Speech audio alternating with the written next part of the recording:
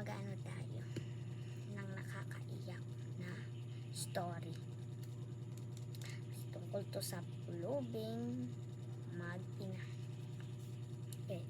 Habang nag-story ako is may gagawin ako kahit anong gusto ko gawin. Nung unang panahon, may isang mag-inang nagsasama doon sa kanilang bahay. Ang kanyang tatay ay umalis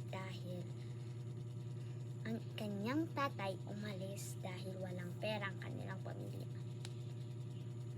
Naisipan ni Bella na maghanap ng mga basura o kahit ano. So nakahanap siya ng bote o kahit anong mga basura. Ang kanyang nanay naglalako kung kahit saan siya makakakita ng mga basurahan din. At then kada may nakukuha nila is binibenta nila. Nakikita nila is mga 100 or 20 or 50.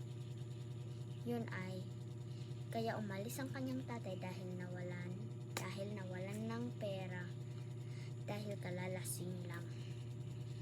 So ang kanyang nanay na si Aling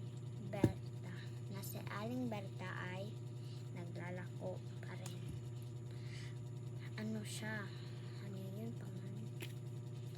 Yung kanyang tatay, ang pangalan niya is Kiko. Si Kiko, yung tatay niyang si Kiko is lasinggero. So ganun guys, si Kiko ang kanyang lasinggero, kaya nawawalan ng pera ang kanilang mag-ina dahil sa kakainom at kalalasing at kasusugal. Kaya guys, magtitipid kayo sa pera, huwag kayo puro nakaw, kahit piso yan.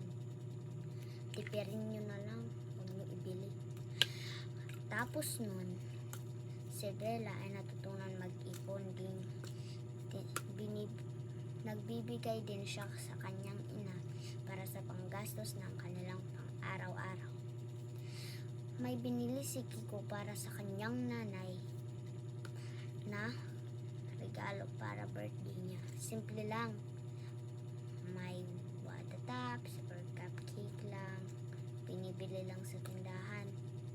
Simple lang, pero may wish ang kanyang nanay. Sana daw hindi na maging lasinggero ang tatay ni Bella.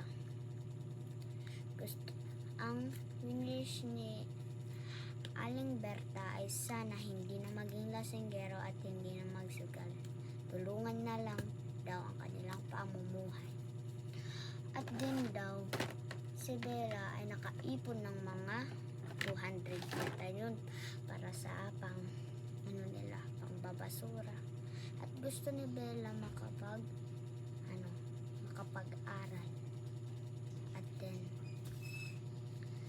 At doon ang kanyang nanay ay naging